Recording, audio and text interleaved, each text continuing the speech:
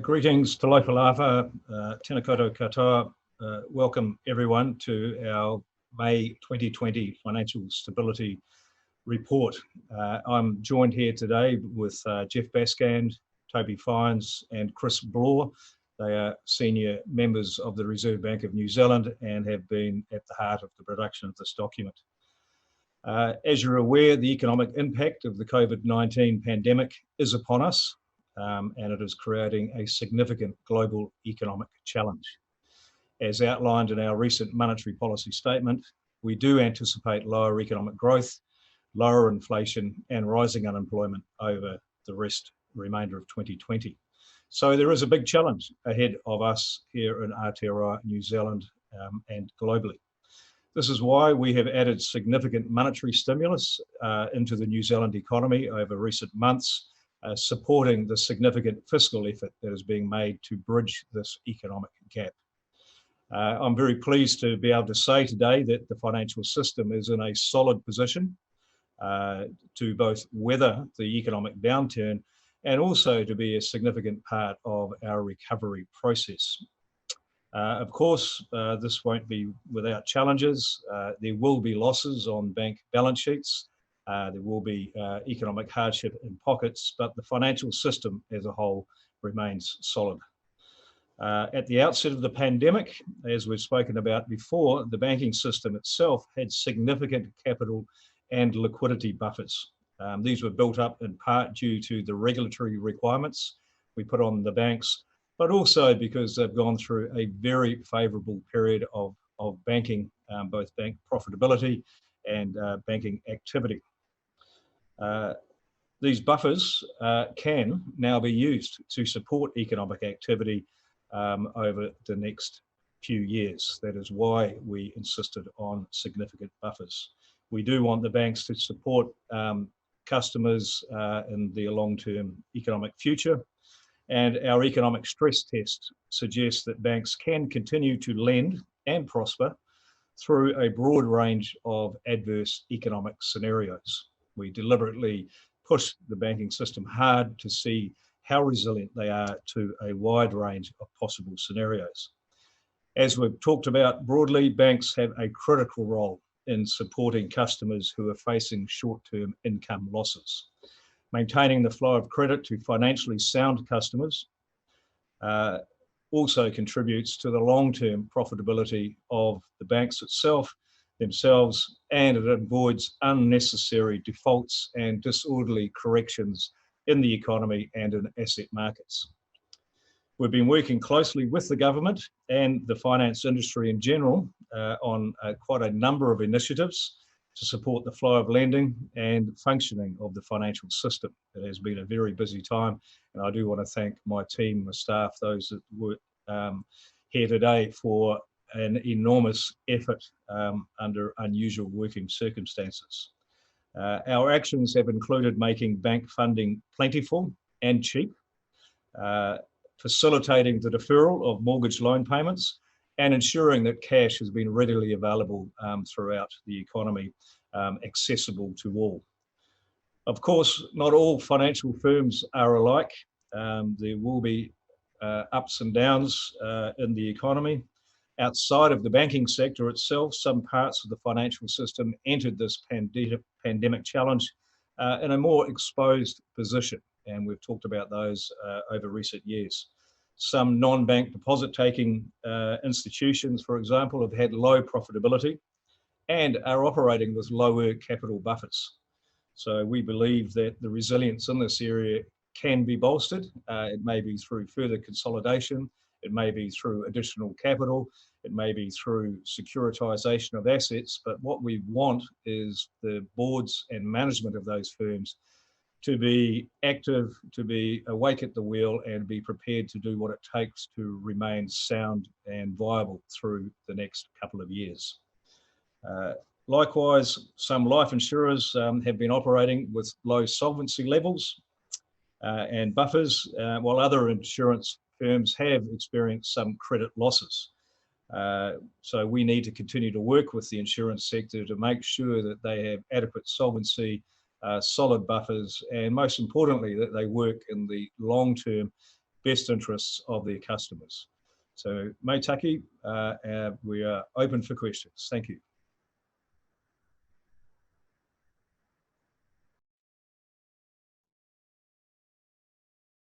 First question from Stephen Wright, Wall Street Journal. Hi, Adrian. Can you hear me? Yep, kia ora. Kia ora. So the report mentions that there's a risk of a significant correction for the housing market, and some economists have been forecasting a 10% fall in house prices. So is that also your definition of significant, or would it be a greater decline than that?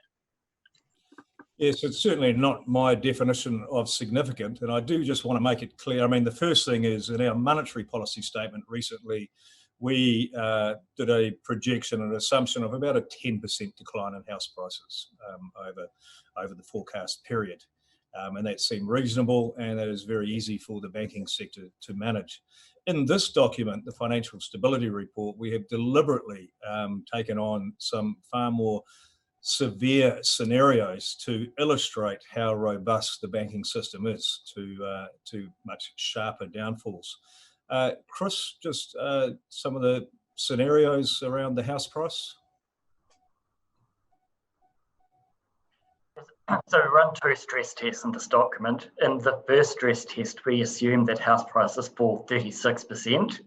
And in the second stress test, we assume a 48% decline. So these very much are what we would call significant falls in house prices.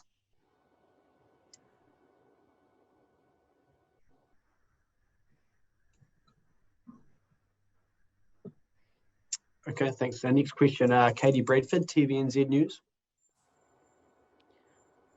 Hi, kia ora, Adrian. Hope you can hear me okay. You mentioned in the report that you would expect some loans to be defaulted. Do you know how many there may be, how wide that might go? No, we don't. And you know what the purpose of the stress tests are really about is to say how wide can the banks manage them. And I just want to reiterate, I've already seen some headlines where people are saying we are forecasting X% decline. No, we're not. We're just saying under different scenarios, the banking system remains very robust. It's an interesting story because some of the most directly affected sectors aren't really the sectors that form the biggest part of a bank's loan portfolio. The main issue that's going to impact on banks' portfolios is high and sustainable levels of unemployment, because it's household lending that dominates the balance sheet, and it's household incomes that are most important. Okay, next question, Jenny Ruth, Business Desk. Saying that we're supposed to believe the results of bank stress tests, and yet you spent most of last year telling us that we couldn't really rely on them. How do you explain that? I would still stand with where we are. Stress tests are an illustration, they're not an accuracy issue. Probably the main challenge that I have always personally had with stress tests is they are useful. You know, what's the saying? All models are wrong, some are useful. They're very useful for creating a narrative, being able to understand the impact. The most unrealistic part of a stress test is you kind of know how the game plays out, so it's not as significant. The stress tests you're looking at are desktop efforts. Chris and team have been working, Toby and team, directly with the banks on more right down on the paddock with the banks on the tests. How would I respond to the issue there? This is why we have argued and insisted on a much higher level of capital in total. If we had relied on just stress tests, we would have started this pandemic shock at a much lower level of capital, and I wouldn't be giving you the same stories I'm giving you today, that the banks are in a sound position to weather the storm. So that starting point of capital is critical. So there's another follow-up question there from Jenny. If you just wait, Jenny, a couple of seconds to join the call, just so we can hear your question. Thank you.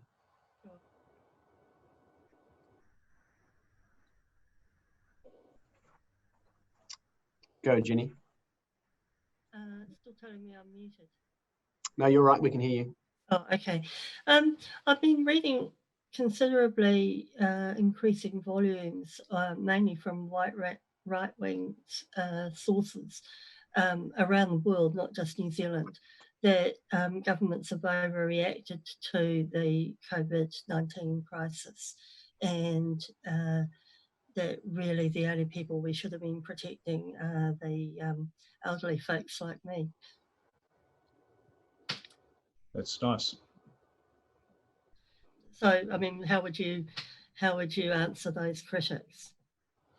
I think we've been really clear from the outset of this that if you thought about it in the mathematical term of type 1 or type 2 error, we are far more comfortable being accused of going too hard too soon than sitting here in 2 years' time looking back thinking, wow, we didn't do enough early enough. And the size of the economic shock that has hit the global economy is one where you don't want to have that regret analysis where it's just too late. We also believe that a significant part of, I would say, the economic challenge is actually ahead of us now. We've gone through the lockdown, firms are back out, individuals are back out now saying, what are my prospects ahead? And it's going to get harder before it gets easier over the next 6 months. Next question from Tom Polistricker Stuff, and then Stephen. Yeah, hi. I had 3 questions, but I'll just do them one at a time, so I don't hog if that's easiest. Just the first question: can you sort of that worst case scenario that's modelled there? Understand it's based on a Treasury model, but not exactly the same. Can you clarify what the exact lockdown situation was that was modelled as that worst case scenario in the report? Chris, would you like to follow up?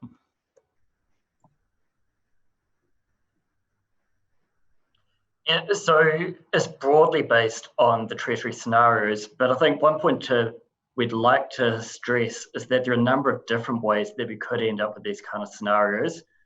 So the less severe scenario was broadly based on a lockdown like we've experienced, but then the world economy goes quite a lot worse and we get a much more prolonged recovery than what we're expecting. The more severe scenario was predicated on a 3-month period at level 4. So really we think to get to that scenario, we probably need to go back into lockdown at some point in order to get unemployment as high as it does under that scenario. I mean, one thing I might say is that, in that less severe scenario, one thing that is really crucial is what bank behavior is.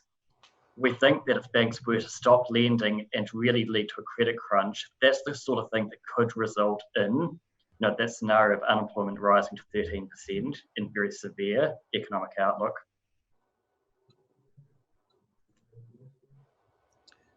Tom, did you want to have one more question before we go to someone else? Yeah, just slightly to clarify that. So that worst case scenario, 18% unemployment, house prices halving, viability of banks being called into question. That, if I understood that answer correctly, that was based on New Zealand having to enter another 3-month period of level 4 lockdown. If I could just confirm that, and then if I could move on to the next question, that'd be great.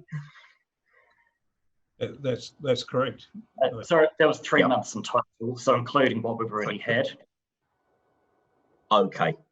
So another another 8 weeks of level 4.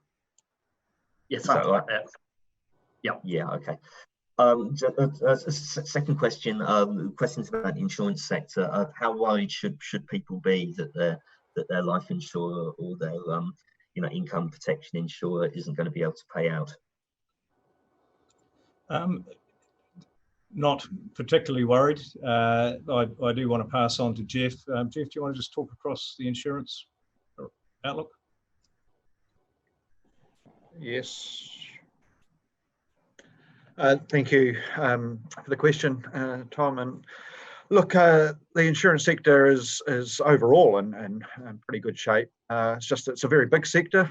It's quite diverse, and obviously within that there are some firms that have been a little closer to the margin. What we've been doing is making sure we're working with those firms to build up their capital.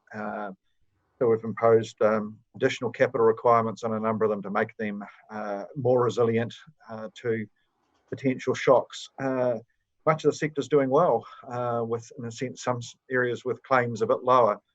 So yeah, we're confident that the sector overall is in good shape, and it's just bolstering any of the parts that were a little bit weaker than others, a bit more exposed, and that's what we're doing with them. I might just add on the stress test question before, just to emphasise, as Chris was saying, it's not strictly driven by the time and lockdown. It's the economic results that are running through that scenario that really matter. Yes, you can relate them in a sense to the sort of impetus that comes from being locked down, but in a, more importantly, it's really if you had long, protracted high levels of unemployment and big house price falls, that's really what would cause those results to be severe. Okay, our next question, Stephen Wright from Wall Street Journal, then we'll go to Tamsin. So at the moment, the government is rushing through legislation that will give it greater powers to scrutinise foreign investment. Do you see any implications for economic recovery or financial stability from restricting FDI flows in a situation where some companies are actually going to be quite desperate for outside capital? We're not looking at that level of detail. We're looking at the banking system as a whole, the financial system. So I don't have any comment on that. Next question, Tamsin Parker, NZ Herald.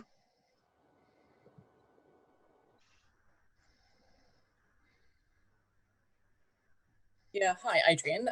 I just wanted to ask, earlier this year you urged banks to be courageous in their lending. We're hearing reports from brokers that banks aren't being too courageous in terms of lending to new developments, subdivision developments, commercial property lending.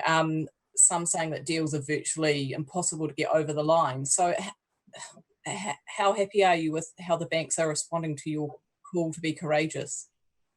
I think there's more room, without doubt. Our core call for being courageous is about saying we wanted you to build the capital buffers so that you can use them during these types of periods.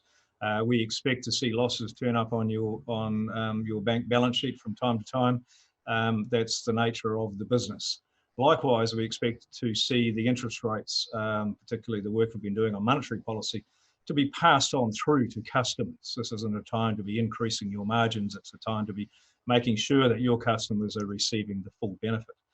Likewise, we deliberately stepped back on an enormous amount of regulatory work, not just us, but all of the Council of Financial Regulator members, to give the banks the space to get on and do the work with their customers around the restructuring, advice, and that work has been exceptional. The banks have done incredibly well around an enormous amount of customers rejigging their interest rates, mortgage deferrals, interest onlys, and assisting them through the range of business options they have.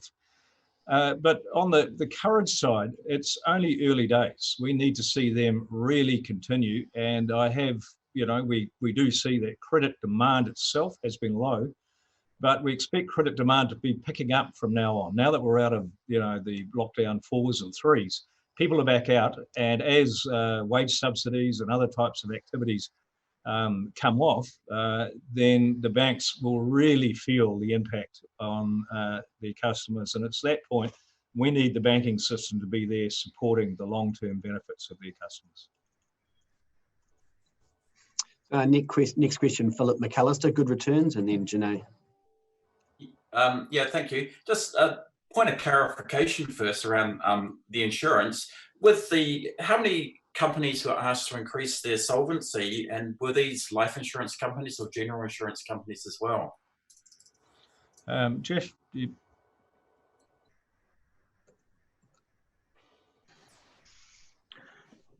Come on. Look, I don't have the specific numbers in front of me, but there are a number of companies that we have provided overlays or required overlays to. So it's multiple. and yeah, mostly in the life insurance business. The thing about this is that we have to look about not just how they are now, and they're all in a fine state right now. What we're doing is looking ahead. How will they be if this goes on for another year with or more with low premium growth, low sales of product, increasing claims, low interest rates on their investment side, and so forth. So I guess my message is that this is not a saying that they're in any danger or weakness right now. It's making sure they're strong enough to stay strong and keep doing their business well over the next few years. That's what we're doing, is strengthening the system for the future. Mm-hmm. Can I ask another question? Yeah, sure. If you have a fun follow-up question. Yeah. So, are you worried about their ability to pay out claims in the future, and why does the Reserve Bank sort of have some worries about it now, when generally the rating companies are giving all these companies A's or A minuses? I'd just answer in a general manner. It is always our job to remain concerned as to whether the insurance companies can deliver the products that they are offering. And the way in which we are most comfortable about that is the level of solvency, the level of liquidity, and their preparedness. We made it very clear, I'm going to pass on to Toby in a second, very clear prior to this COVID-19, that this was the year of insurance. Obviously, it hasn't turned out that way, but we are going through a significant revamp of our insurance legislation and policies. Toby, do you?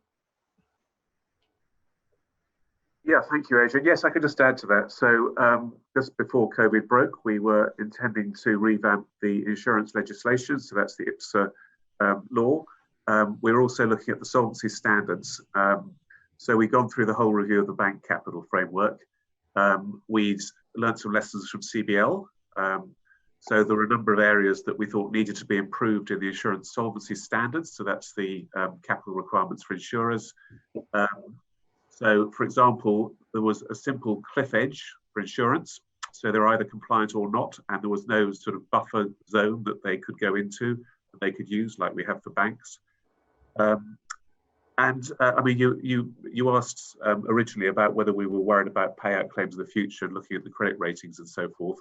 I mean, the answer is that the insurance sector is very diverse, as Jeff said. I mean, there are a number of insurers that have very strong credit ratings, that would have relatively good paying ability, but actually there are some that are much closer to their cliff edge, and that's the reason why we're thinking of redoing the solvency standards. So yeah, thank you.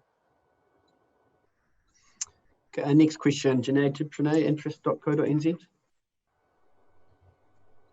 Hi, thank you. I'm just wondering if you could please explain why the amount of settlement cash in the system has increased threefold since March, and just talk us through what this means and why this increase is as it is.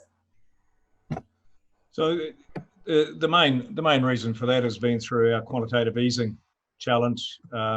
So we're making sure that banks are highly liquid, that they have plenty of access to cash. I don't know, Jeff, is there any particular? Yeah, sorry. Thank you. Banks' liquidity positions are quite interesting. I mean, we were worried that they might get quite tight, and so, as Adrian said, we've made a lot of liquidity available to them, and through a number of different mechanisms. But then, in fact, what's happened is they've had actually quite strong deposit growth, and very little credit demand for a period of time. So actually, banks have become quite cashed up, and so yeah, they have held lots larger deposits with us in a broad sense. So the amount of liquidity is very strong. But you look ahead again, and hopefully we'll see credit demand pick up over the next few months. We'll see those wage subsidies finish. We'll see a bit of a wind down in the deposit story, and so we would expect to see that diminish over time. It's what we would regard as a temporary sort of burgeoning of deposits with us and with the banking system. Next question, Lawrence Davison in Kanga News. Hi, thanks for the opportunity. The New Zealand subcommittee of the Australian Securitisation Forum's written to the governor asking about the possibility of further assistance for the non-bank lender sector along the lines of what the AOFM's doing in Australia. I wonder if you've got any comments on that, whether you think that sector of lenders would benefit from further assistance and whether anything's likely to be forthcoming. It remains an option, but we don't see it as a particularly necessary issue at the moment. Jeff, do you have anything to add? I think you've summarised it well. I mean, the distinction between New Zealand and Australia is the sector's a lot smaller here. It's a lot more focused on, and generally speaking, on consumer lending end of the spectrum, motor vehicle lending and so forth. It does a little bit of mortgage lending, but not nearly so much. Yeah, we're in conversation with it. We're conscious that we certainly don't want to make it harder for that sector in any particular way. But at this point, specific policy measures don't seem required. Have another question from Jenny Ruth at Business Desk.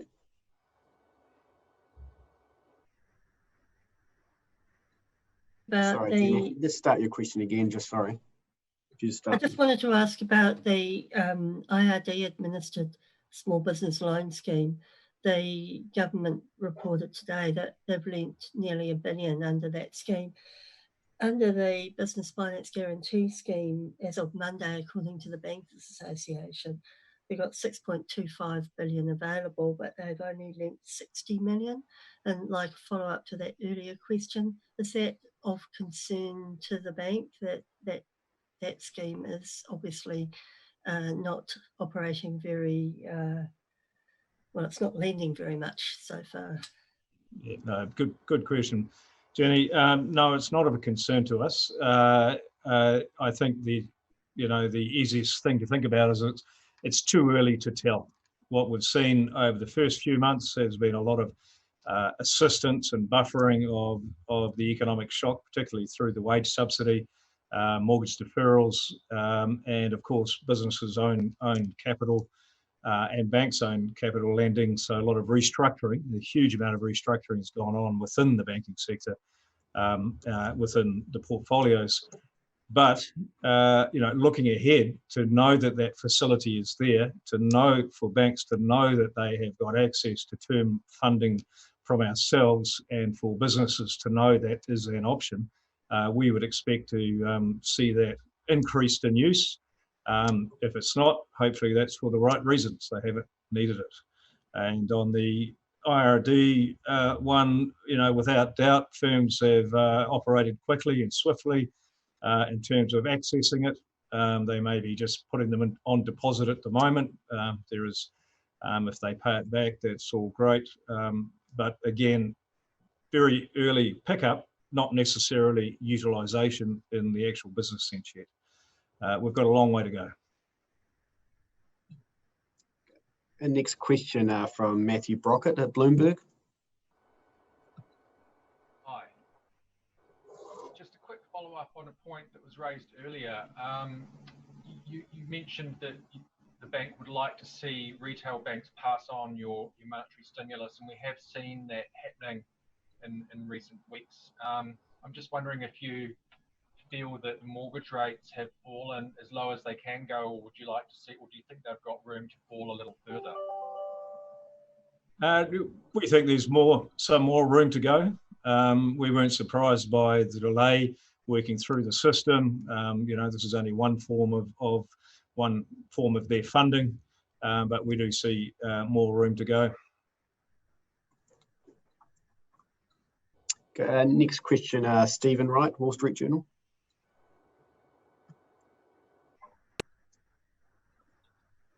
How long do you think it's going to take to get back to a point where the increased capital requirements for banks can be put back on the agenda, or is that an idea that is now shelved for good? far from shelved for good. I would say it's an idea that has proved critical and incredibly useful. We're very pleased that a lot of banks had already moved pretty close to where we wanted them to get to anyway in advance. They were preempting our decision and our timetable. But what we've said to them is that we will put it on hold for 1 calendar year. That was back in March, I think. Jeff, you can nod if that's and at that point, we will come back and re-implement that. What we'll have to do at that point is to say, well, we assume you're going to be starting at a lower level of capital. So we'll think about the transition period that we want banks to be working back towards a higher level of capital. Of course, come March next year, we have to observe, what is the economic environment around us. But far from shelved, I would say, confirmed and where we need to be. Next question, Philip McAllister, good returns, and then we'll go to Tamsin. No, sorry, I didn't put up my hand. Okay, Tamsin, you're NZ Herald.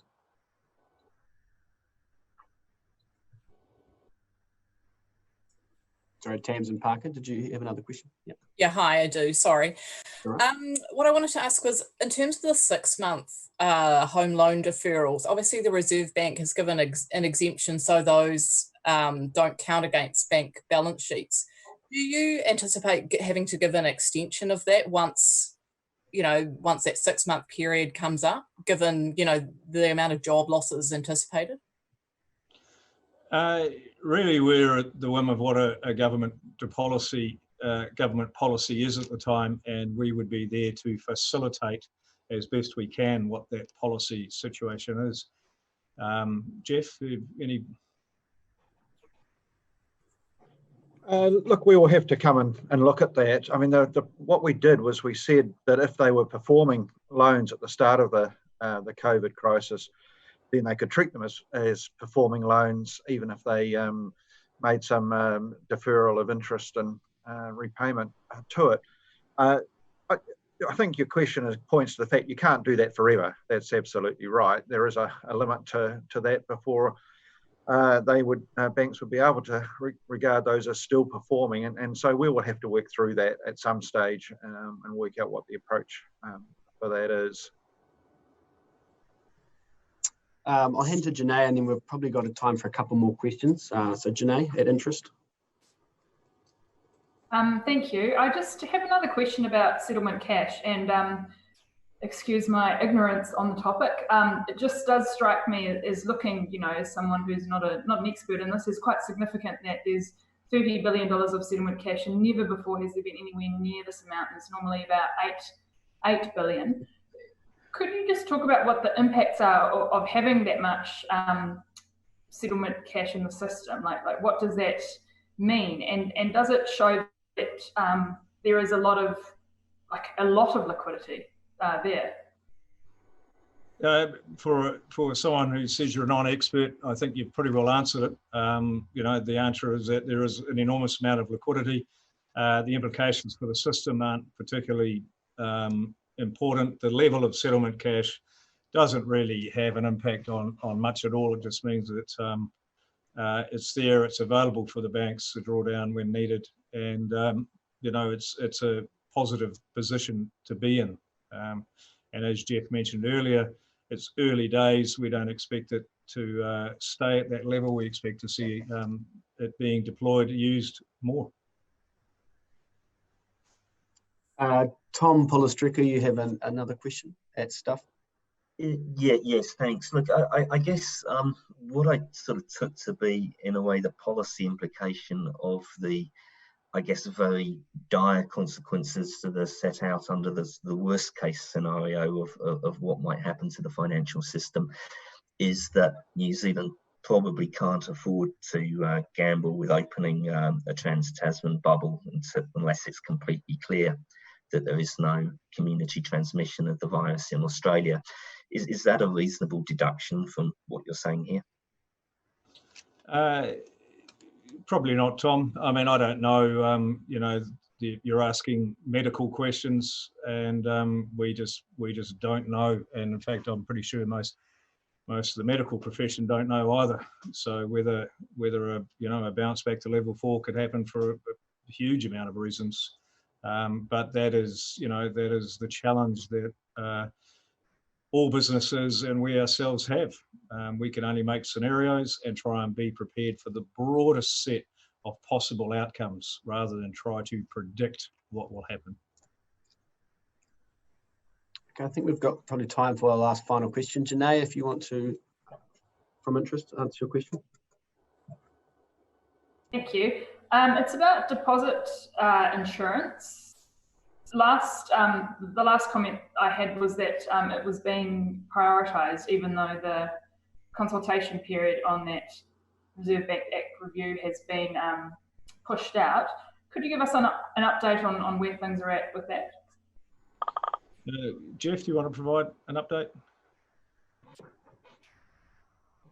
Work is still going on that scheme between us and the Treasury for advice to ministers in due course. So the consultation period on the phase 2 review of the Reserve Bank Act, yes, is extended until October, but that didn't mean that we would sort of down tools completely. It meant that, as you're suggesting, that we would focus our effort on where we thought in that range of issues that were still being consulted on, which ones would be best to keep advice being developed. And so developed is what we're doing, working to try and put options advice to ministers in due course about the more detailed part of that deposit insurance scheme. So it could be introduced if they needed to, or when they're ready to, I should say. Can I just ask a supplementary on that? Sure, fire away. Thank you. I mean, has the Reserve Bank's view on this changed? I mean, I note that historically it appears that the Reserve Bank has favoured having strong capital requirements, sort of the fence at the top of the cliff, as opposed to prioritising the ambulance at the bottom. Has that thinking changed? And actually, do you think that the deposit insurance would be quite useful in the medium term, like in the next year, perhaps, or year or two? Our thinking has evolved through time, without doubt. So, you're spot on, Janine. The capital is the fence at the top, and deposit insurance was too often talked about being part of a fence at the top. As policy has evolved, it's become much clearer to people that deposit insurance is about helping people at the bottom of the cliff. Sorry for these terrible analogies, but it's to say this institution has struggled or failed, and people, you can get access to your deposit. The real challenge has always been how much. Do we insure everything for everyone? That would create nothing but moral hazard. Banks wouldn't really care about any type of lending standards or quality, and the taxpayer would be bailing out left, right, and centre. And so we've always argued for access to a smaller part of your deposit so that the business can keep going, households keep going, while the bank is put back into some decent shape. So that is, that's where it has largely landed, a deposit insurance that allows people to keep doing their business while the financial institution the issue is resolved.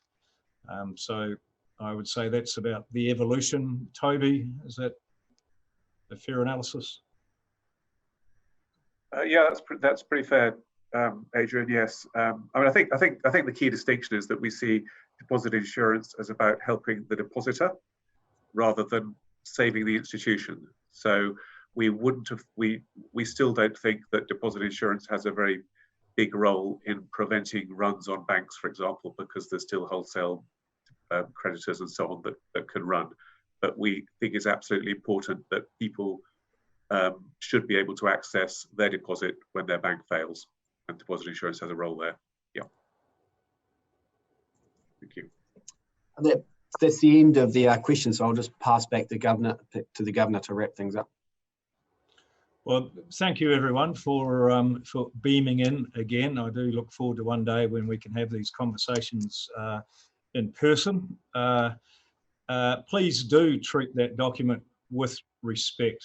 And I say respect in the sense that the scenarios are there as illustrations. They are not predictions of what is going to happen.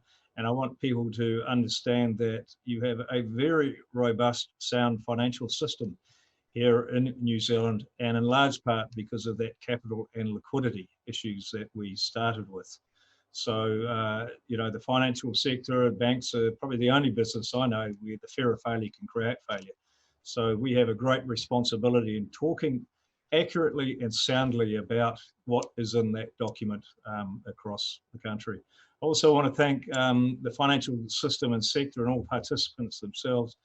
An incredibly busy period, incredibly responsive, the way in which the banks and non-bank deposit-taking regime have operated in the insurance sectors. So please keep that up, keep the energy up. We have a long way to go.